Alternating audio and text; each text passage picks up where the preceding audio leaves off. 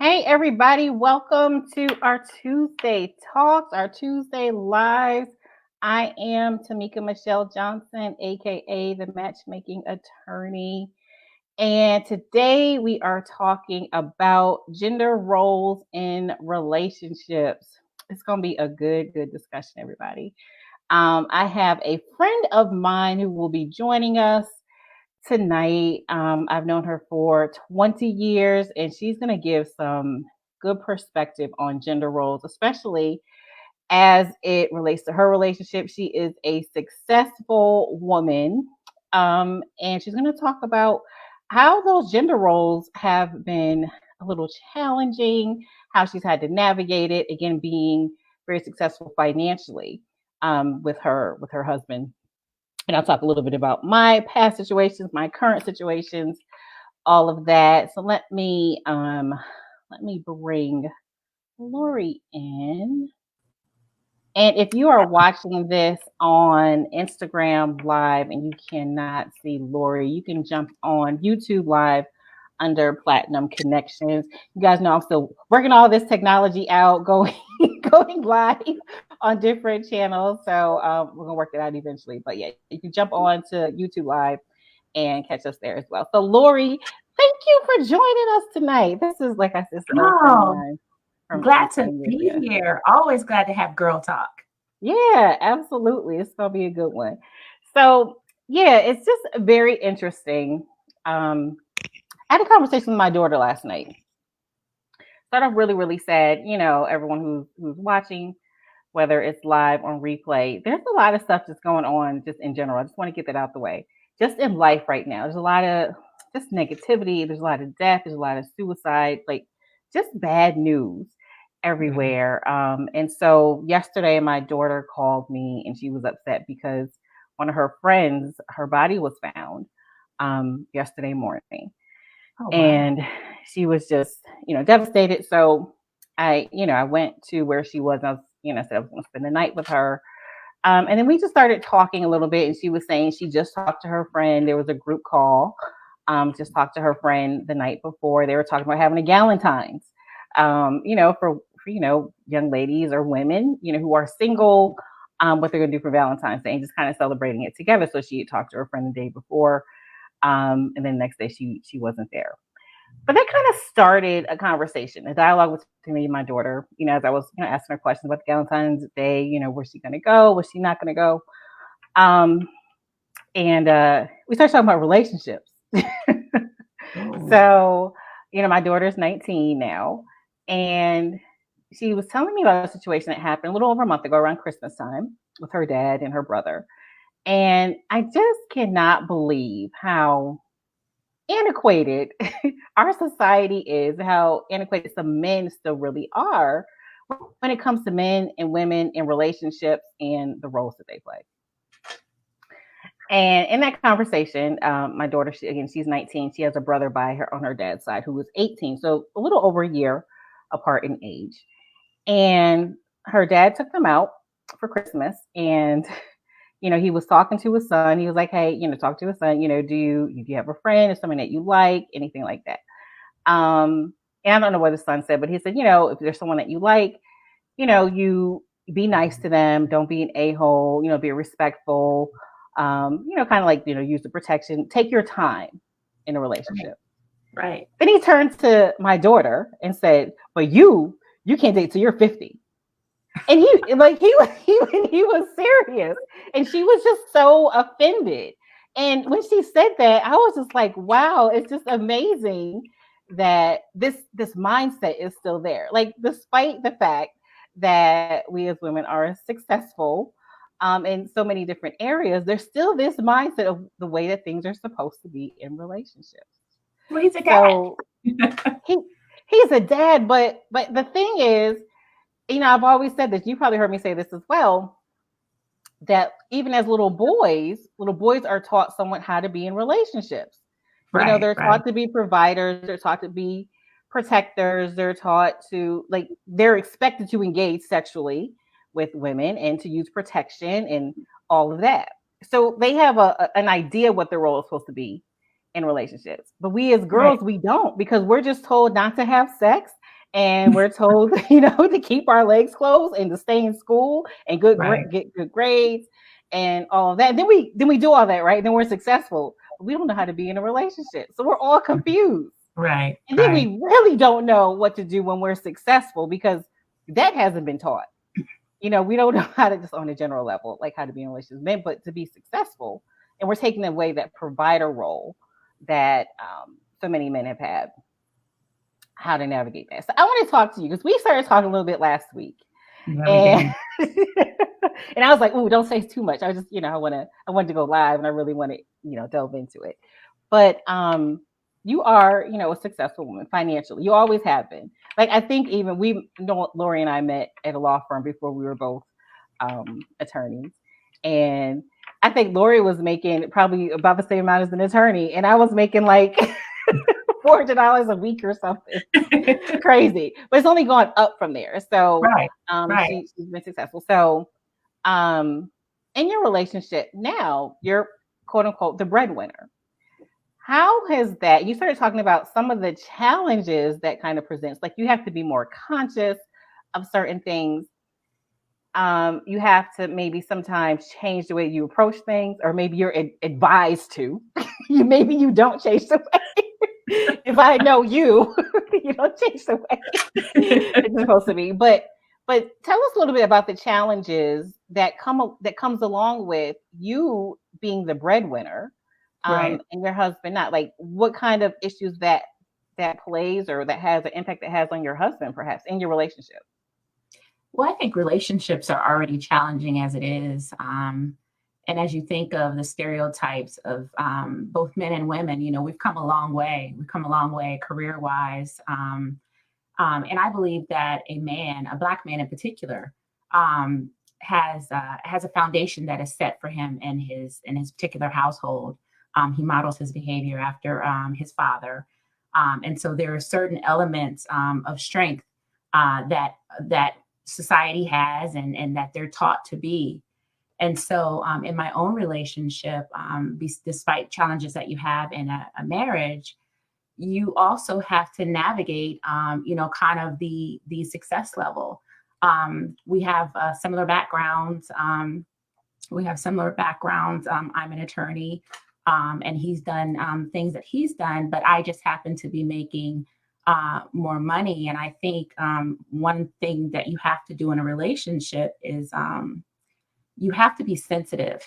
You have to be sensitive to that because you have those traditional values, that traditional role where the man is supposed to be the breadwinner. So you definitely have to, I'm not a know your role woman by any stretch of the imagination. Matter of fact, I struggle with that. But you have to be sensitive to that other person and let them know that they are equally contributing. You can't come from a place of hierarchy at all as it relates to that. I don't know if that kind of answers some part of the question. A little bit, and that's just kind of the beginning. So let's say traditional roles are going to be, for men and women. Again, let me ask this. Have you had the conversation maybe of him being perhaps intimidated by the amount of money that you make? Like, or have you sensed that in your relationship? I think that anyone, whether or not they say it or not, especially a man, feels a certain way. He probably would never admit that at all, just because the nature of sometimes men, men and women are extremely different in their thought processes. But I can imagine that. He's made comments before about different things, and I can infer kind of what the comments are as it relates to that. Ironically, I'm kind of a spender and he's extremely frugal. And so he's made comments like, well, I guess you can do that, because what you make, I'm a big DoorDash person because I work from home. And so he'll say, well, I guess you made that particular money in X amount of hours. And so you can do that, so things like that, and I don't think he means anything by it, but he's human, so, he's got to recognize that, I would. So how do you kind of reinforce that you're my husband, you're my man, you're the, okay, I don't know, is he the head of the household? First, I have to define that. I would like to think that we are partners. We've gotten Okay. into this debate about the whole Bible thing and the man's role and the woman's role. And sometimes I like to throw that all out the door because I believe that we are equals and equal partnership. Like I said, marriage comes with a whole set of challenges, and when you are married, you have to recognize different roles. I'm not there yet, and that might be another conversation that we have.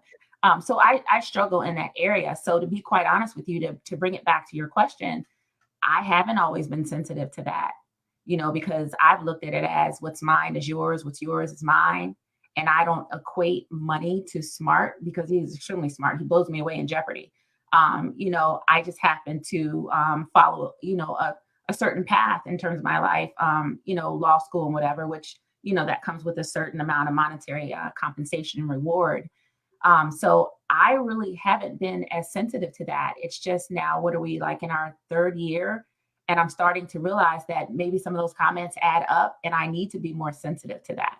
And then when I was talking to you just last week, I was like, oh, wow. You don't, if you don't talk about it, you don't realize that it's an issue. So. Yeah. So how do you kind of comfort him in a situation? Like, how do you kind of like instill like, okay, yeah, baby, like you are, like we're equal.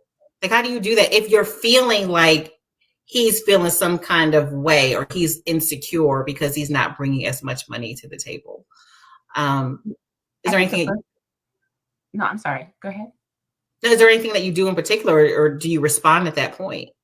Well, I think in the beginning, I had a bad habit of saying my money, my bank account, not even really thinking, what that might be. And one time, I think it probably caused issues in the relationship. And then one time he just sat me down. He's like, it really bothers me when you blah, blah, blah. That's one thing that I can really count on him to really kind of express himself and really kind of lay it down on the table. So I think your question was, what do I do?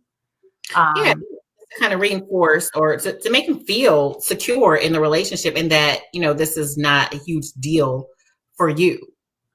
I think what I try to do, and like I said, I haven't always been sensitive to this. So I'm kind of glad that we're having this conversation as women, because I think this is an area that I am challenging. So I welcome any constructive feedback, but I've had to tell him that, I don't look at you in terms of money. That's not why I married you. I also believe that there's a certain amount of male ego stroking that a smart woman knows to do. And I have not always been smart with the stroking of the ego, because I have my own ego. And I'm on that equal thing. But I think as a man, you have to give a man certain props that he needs to have. And let's say, for instance, maybe he doesn't make the money I make, but he fills in gaps other places. So my conversations, once I realized that it was an issue, to say, babe, that's okay. Because you elevate me in this way. You help me to accomplish this. He's taught me how to budget, and I appreciate that. Because he's extremely budget conscious. And I don't even think it's because of the income disparity. I think that's just, who he is. He can stretch a dollar like no other. And so I've learned a lot. So I think turning it around and being appreciative of what he does bring to the table has really kind of elevated and enlightened my sense of understanding. But like I said, it was a struggle, and I'm just now starting to get it. Well, here's the thing, and I truly believe that women who are, again, financially successful in their careers, like it doesn't bother them, obviously, that they're making more money than their man. And that's not where the issue comes. And Right. And a lot of people are like, when you do come to the table with something else, like whatever that something else is, and that's, beneficial for you in the relationship. But that's not where the issue is. It's usually with the men. It's the men that have the issue.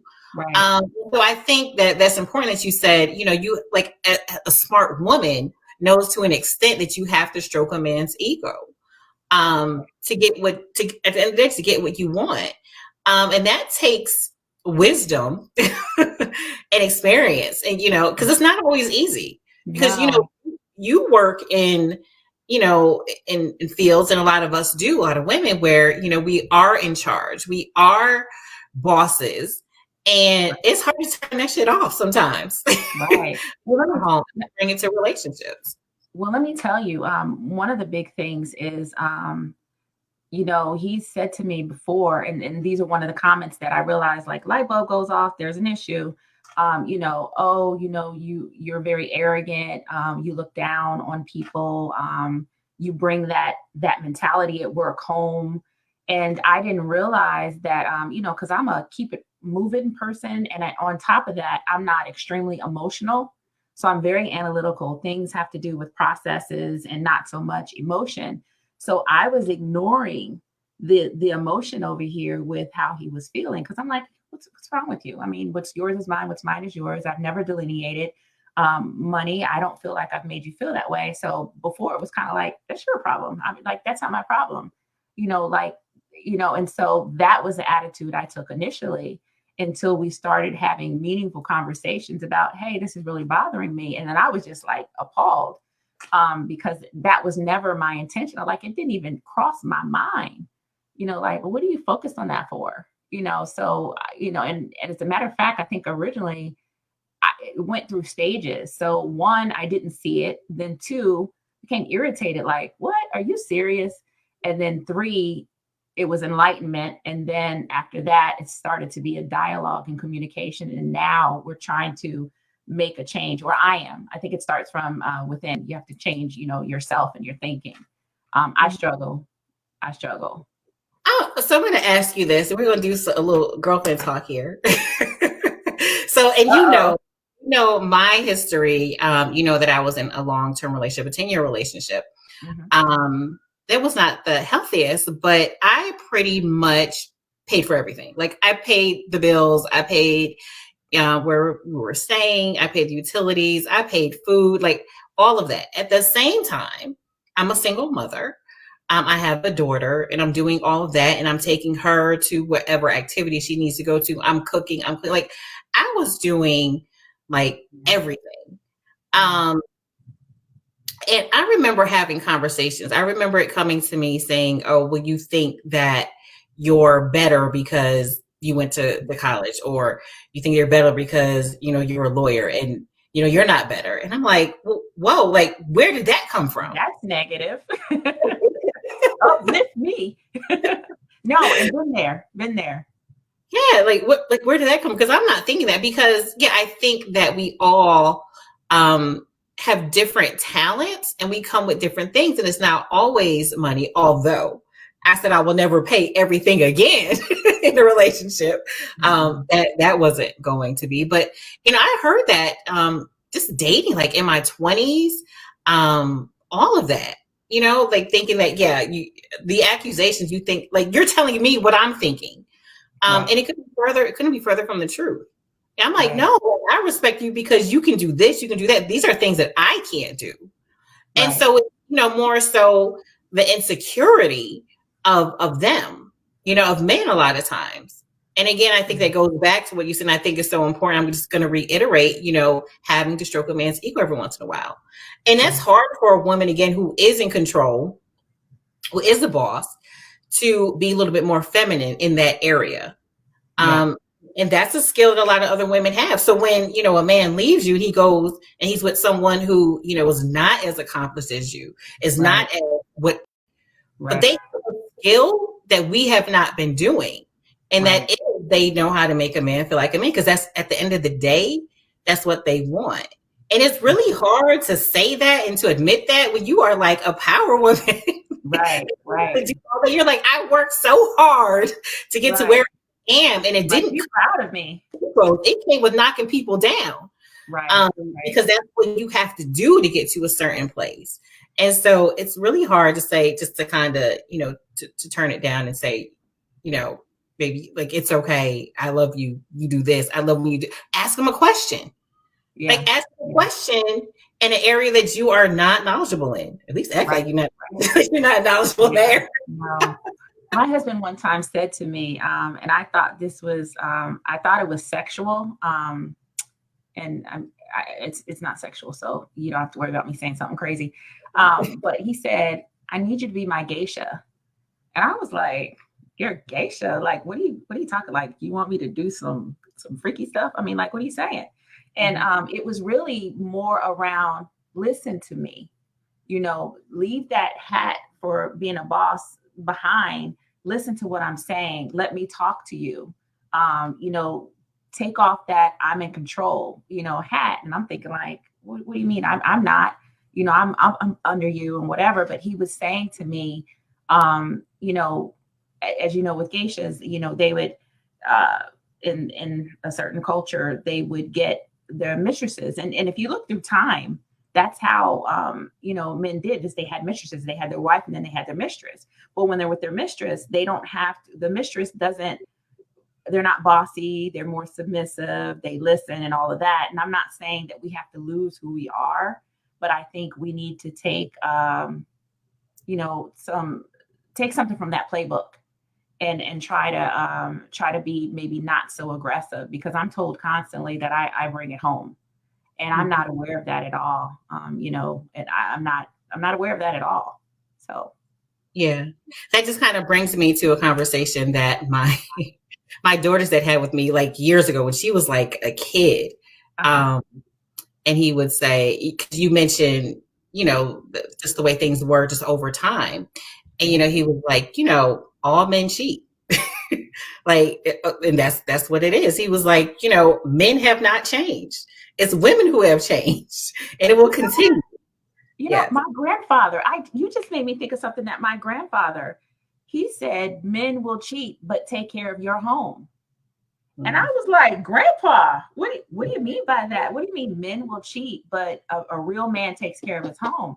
I said, a real man doesn't cheat, Grandpa. Did you cheat? And he's like, I'm not going to talk about that. And he lived to be like 90 some years old.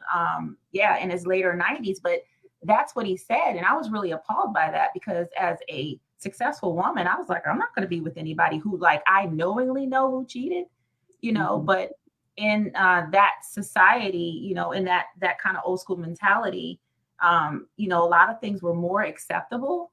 And then we were not as further along as we are now. So it's very hard for me to reconcile with that. I don't want to get long-winded, but my mom had a career, but she stopped with her career to take care of children. And so my father was a doctor and he made a lot more money than her. And now they are divorced, and she's she's a little bitter because she did not go after the money. She was educated and she did all those things, but she put that down to be supportive to the husband. And now she's regretting what that brought. And it's just, so it has, I guess what I'm trying to say is there's got to be a balance. There's got to be a change in mindset. And it's not easy to break that cycle because our men have the fathers that have that old school mentality. You know what I mean? So. Yeah. I remember specifically after I graduated college, my father saying to me, well, how are you going to get a husband if you don't know how to cook? And that just like blew my mind. I was like, first of all, I know how to cook. I just don't, because at the time I was staying at their house. I was still in college or about to graduate. But at the same time, the other token, it was kind of like, I was really confused because it was like, I was always told to go to college, pushed to go to college, went to college, and I saw something different for me. I saw a career. So I'm like, wow. So I'm supposed to, get educated. I'm supposed to get a good job. I'm supposed to have kids, and I'm supposed to, cook. I'm supposed to do all of this. And that's a lot. Yeah. It's a lot to be successful. It's a lot to be educated.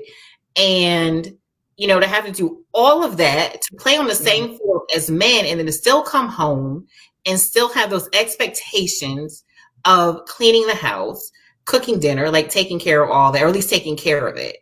I was seriously confused. I didn't get it. And I was like, well, I knew how to cook, but if I didn't, would this be a problem? Because it's not like, you taught me how to do. I just picked it up. I love to cook. So that's not an issue, but it was just like conceptually, I was just thrown. And some of us aren't good at the feminine things. Yeah, right. And it took me a long time to get there, and I still work on it sometimes. Oh my gosh, I just lost my train of thought. Oh yeah. So let's go back to the domestic part of it. Yeah. Not good at that.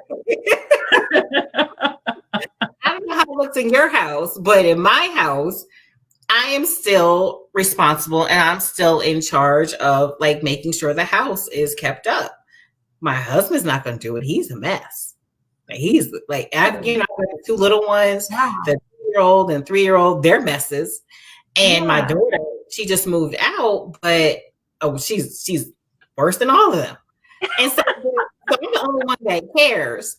But like, after a long day of working or what have you, it's like, and I don't have a nanny right now. So it's really hard. I know I'm supposed to do laundry and I do it like every 2 weeks.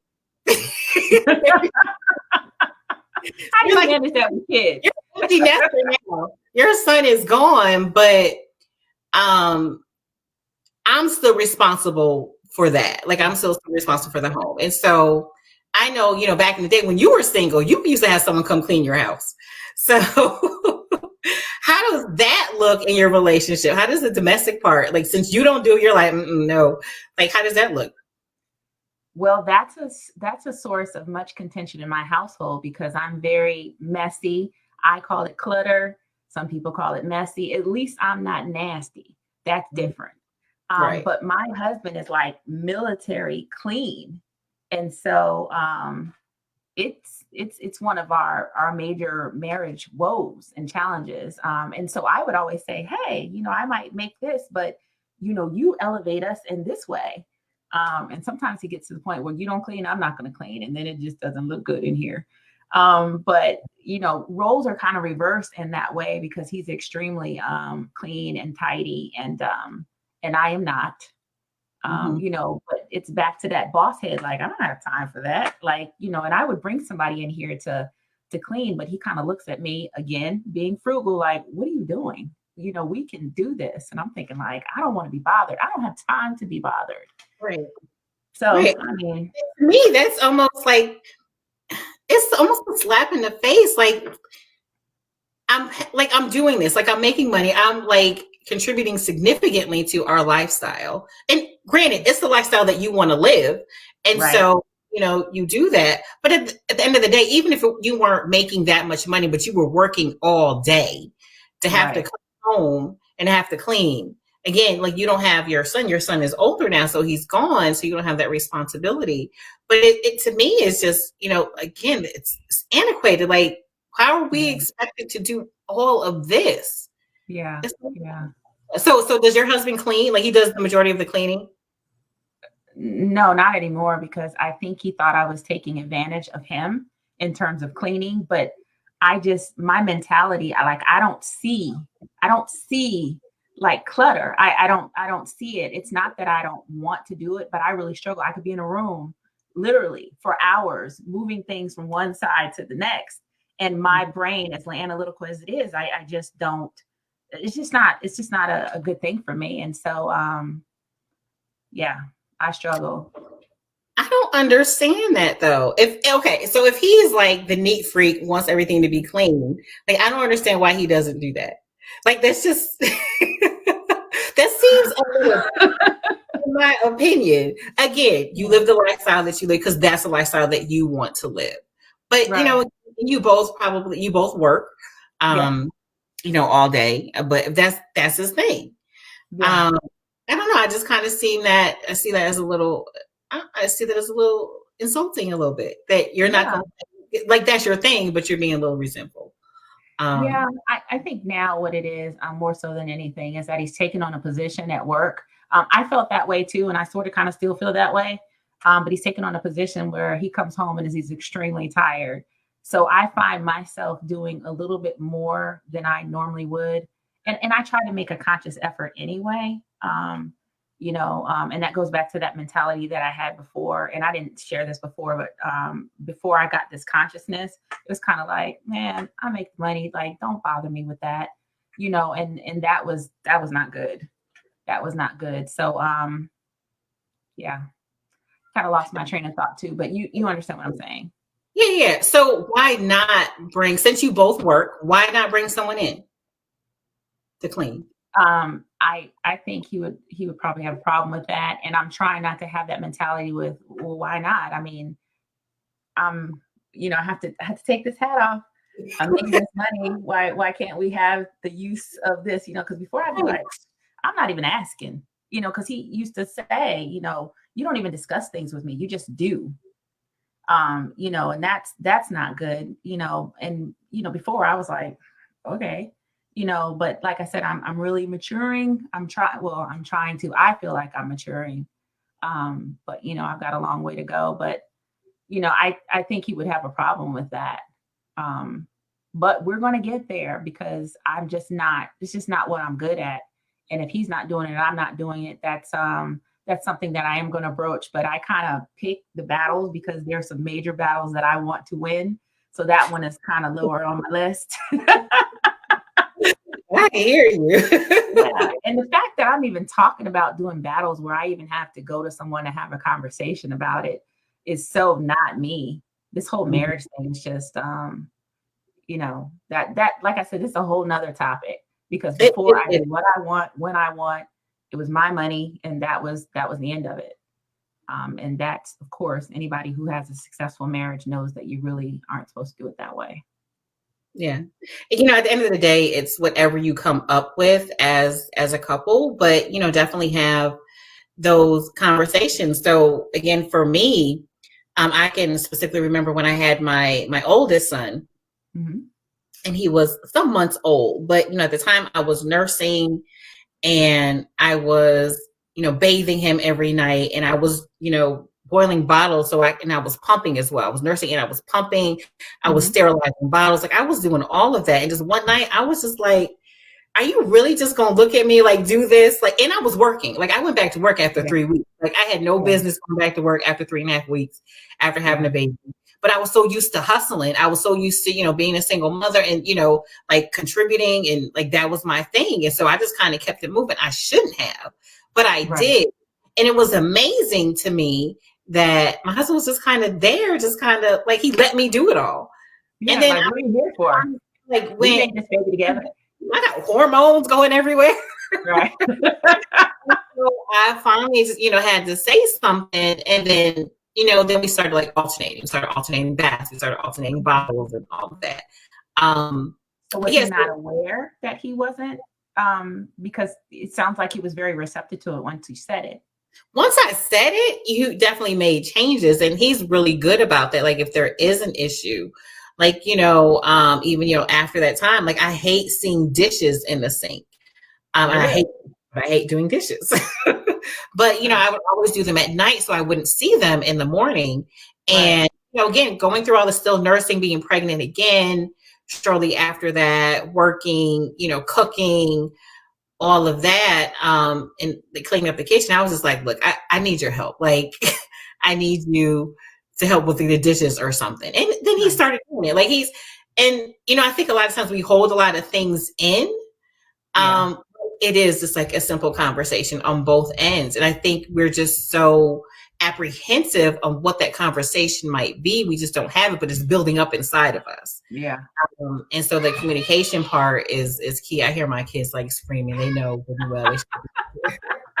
Like the door. He's banging the door. I can't believe my husband let this right here. He's allowing that to happen. Like, where are you, dude? Why? So definitely, it depends on the couple. I see a question that says, is there a middle ground? And that's, something that each individual couple needs to have. you need to know what your expectations are, what you desire, what you can do, what you can't do. Again, there's so many, women who are, tuning in again, who are making 6-7 figures, and coming home and cooking and cleaning is just not their thing. Like they're tired. You're tired and exhausted. And so you need to have those conversations, about what that looks like, beforehand. Right. Are men going to take care of the kids? Right. That's going to happen in my household. It doesn't matter how much I complain. Right. That's just not going to change. Like, I went to go to my daughter last night. Mm-hmm. First thing I thought was, what am I gonna do with the kids? I was like, gosh, like I'm not really gonna be able to comfort her or talk to her if I have both of the boys with me. And so I said to my husband, I was like, well, what if I take one and you keep the other one here? Right. He was like, it's kind of up to you. Do you want me to keep the boys? And I was like, can I do that? Like, I can do that. And he's like, well, I am the father. And I was like, yes, you are. Yes.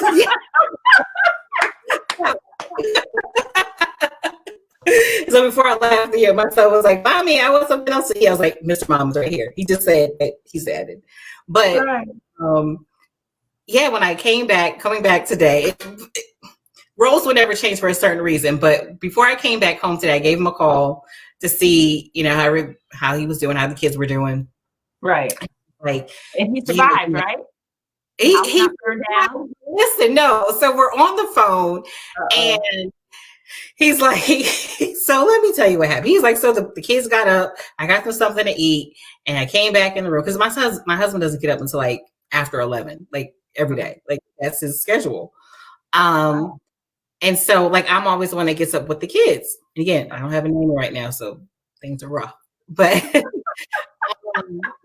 like, I got the kid. I went back to sleep, and he said, and I woke up, and little Mr. Anderson Cooper was in front of me, and I was like, what? Like, what are you talking about? Like, this is not even funny. Like, I don't get what you're saying. Right. And he was like, well, he had white stuff. His whole head, his hair was all white. And I was like, oh my gosh. Like, what was, I'm thinking, oh my gosh, did he get into some Ajax? Did he get like, what is it? And so then my older son is like, my older son was like, Daddy, soap. And he looked and he was like, it was not soap. What it was some Noxzema that I just bought the other day, and I left it on the dresser, and they got into the Noxzema, so they put it everywhere. Like when I walked in the house, smell of Noxzema. The time I walked in the house, I thought they were tingling. The Noxzema back in the old school. If it's the same as it was then, tingle. Oh my God, that's hilarious. I was like, this is why I don't leave them with you, because they get into stuff like he's knocked out, like he's asleep, which is scary. Like, because I don't know what they're getting into. They're 2 and 3. And so that's why, that's like this one of those things that's just not going to change. I'm like, I've always worried, like, what's going to happen with my kids? And right. That for me will never change. But, definitely is accepted for some other people, like for men, to be the caregivers. I don't know if that's something that I'm comfortable with. I'm, funny about, men being around kids, not their own kids, but, just in general. But, we do it. We do it. Whole nother story. But my husband, before this husband, I wouldn't stay with my kid for like a year by himself. Like, in terms of, not that I thought anything crazy was going on, but the fact that I felt like, I was every woman. I felt like he didn't have the same sort of due diligence as I did with regard to the kid. And I just, no. Yeah. So. Yeah. And we take it on. I'm going to get ready to close this out, but we want to mention a little bit about Chesley first, because I'm not sure if you've heard about her or not, but she's, she was an attorney. She's Miss USA. Let's put that in the comments. I did hear about that. Yeah, and she, she committed suicide, and so things have been coming out. Just a beautiful girl, and just the clips that I've seen just seems like so full of life, just so full of energy, and it's just a reminder that we sometimes have two faces as well. Like, we can be going through hell and no one know it. Right. I used to, Not even your husband. show- Not even your husband, sometimes, because as women, we hold it in. right. I used to show this picture of me when I was in my relationship, my 10-year relationship, and I was just like, was hurting. And I was like, really, I was depressed. But I got in front of the camera, but I still every day got up, put on my makeup, put on my heels, whatever cute outfit, and every once in a while take pictures. Not often, not as much during that time, but would take pictures every once in a while. And then I took a picture like at the end of 2020, I think it was, and still smiling, still looking the same. So I'd ask you, like, what do you see? What's the difference that you see in these pictures? You can't really tell, like maybe different curls or whatever in my hair. But the point was, even though I felt like I was dying on the inside, right? Just stressed and depressed. People don't know what you're going through. Like they don't know. They just think everything is good.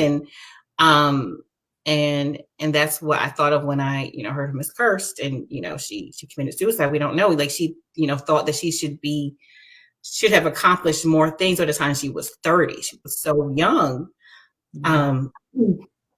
She talked about microaggressions, because she was an attorney as well. And, while she was practicing law, and that's one of the reasons why she quit. We do a lot, and she had a fear, again, of running out of time to accomplish things. And I know for me, when I was that age at 30, I never thought of taking my own life. I, definitely was in a depression at one point in my 30s. But my fear was being alone. It just it terrified me. And, for you, I remember when I met you, you had been married once, but, you got married shortly after we met. And you were married for, 10, 15 years? Mm-hmm. And you were divorced for a period of time, not long. Like you were never without a man. No, but I was alone. I was alone, even though I was in a relationship. So I can totally relate to what you're saying. And that's a really sad place to be. Yeah. Well, even, before I got out, but there was definitely that fear of being alone. So I stayed in that relationship. And so to women who, and you all know, the spirit that I'm in with relationships and all that. If you have that fear of being alone, or that's something, or a relationship is something that you desire, especially if you're approaching 40, because that's, pretty much the demographic of women that I work with, 40 and up. Mm-hmm. That may be something that you really want to have as a good relationship, but you don't want to admit it. It's really hard to admit that you're scared of being alone. And so for those women, I, absolutely invite you to, looks like I'm cutting out. Can you see me? Okay. Yeah, I can see that you keep freezing. Okay. I invite you to just book an information session, because it just doesn't seem fair to have worked so hard in our lives and to feel like we're shorted in our relationships. Right. To, have to go through this hamster wheel or this cycle of meeting people or going online and, sifting through the trash and, all that. You can't even get to the conversation that we're having right now as far as the roles in a relationship, because you can't get to the relationship part. Right. Sifting through the trash. Wow. I like that. A lot of trash out there. Trust. There's a lot of good too, though. Yeah, there's a lot of good men and there's a lot of good women. But my heart goes out to women again, because we have worked so hard to get to certain places, to get in certain rooms, and to not be able to have that person that you can come home to and talk to comfort you, and all of those things. It's a value proposition. And again, I invite you just to book an information session, just to see what all services that we have. It's just a 15, 20-minute call. It doesn't cost you anything. But just to get you on the path to, getting in those good relationships. Like Lori said, relationships come with their own set of issues. But let's get to the relationship part. It is about 7:45 now. So, Lori, I want to thank you for coming on. I'm not sure at the end of the day, there aren't any clear cut answers as far as the gender roles in relationships. Because again, it just depends on the couple. It depends on what person is bringing what to the table. And everything, it just looks different. Yeah. So, I went from, again, being in a relationship where I paid for everything until I refused for that to happen and be the case again. Right. And, things are a lot more 50-50, a lot more equal. And we are partners. My husband and I are definitely partners, and we just, vibe off of one another. Where he is short, I come in. And It's important to be with men who can actually appreciate that. It's not all about money. There clearly comes to the table with something that we respect and we admire. Right. So, right. But it's just, good to have these conversations, just to, even think about, how we're presenting, how our men are taking things. Yeah. And communication. It looks like that you're like really getting comfortable with the value of communication and just having those conversations. Yeah. And I wasn't before at all. I wasn't even open to it. It's not easy. It's not easy because you deal with so much stuff during the day. It's going to be an argument. And I don't walk into arguments. I'm like, oh, no, I don't want to go there. So, but it is important every once in a while to have those conversations. But, when I have those conversations, it's like a whole list of things. Oh, boy. That's not the right way either. Right. Thanks again for tuning in, everyone. I'll be back next Tuesday. Next Tuesday, I'll be talking about, because Valentine's Day is coming up, I'll be talking about how to have like a good Valentine's Day being single. Because I have been reading some things like, tips. Oh, I had to have a great Valentine's Day and you're single and all that. And I have seen some horrible tips. And I'm like, no. We're not, they may sound good in theory, but we're going to talk about some things that are really like good ideas so you can have a good Valentine's Day. Like one of the things that I read in an article was for Valentine's Day, oh, there's a good restaurant I'm sure you've been meaning to check out. Go to the restaurant. And I was like, seriously? You're going to tell a single woman to go to a restaurant on Valentine's Day? Like, that's just asinine. So some of just don't make sense to me. And so, I've got a list of those things that we'll talk about next Tuesday. We'll be here again at 7. Be sure to visit the website at myplatinumconnections.com and also Instagram and YouTube and Facebook. Again, Lori, thank you for coming and sharing some time with me. I know your husband is waiting for you. You have some cooking to do or something. You love to cook, though. You're like this whole. But he's a good cook. Now, that's one thing he will go ahead and do, and I like that because he cooks good. Oh, well, you like to cook too. Like you love seafood and all that. Yeah. You may make a mess while you're doing it, but absolutely. Thank God for dishwashers. Yeah. Thanks again. Everyone have a good evening, and we'll see you next Tuesday. All right. Thank Bye. you. Bye-bye.